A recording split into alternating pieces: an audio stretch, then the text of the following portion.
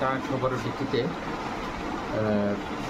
যে এয়ারপোর্ট আছে সেখানে লিঙ্কন দেববর্মা নামে একজন লোকের কাছ থেকে আমরা বিভিন্ন জাতের ৬২ বোতল বিলেতি মদ আমরা উদ্ধার করতে সক্ষম হই।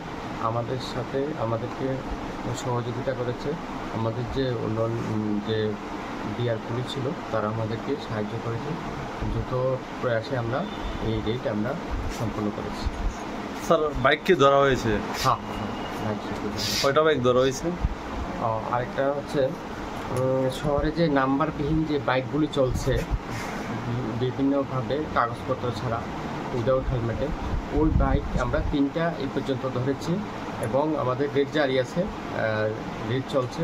আরও বাইক ধরা হবে যেগুলির কাগজপত্র নেই বা উইদাউট হেলমেট বা অতিরিক্ত গতিতে বাইকগুলি চালাচ্ছে, ওই বাইকগুলি আমরা ধরছি। ধন্যবাদ।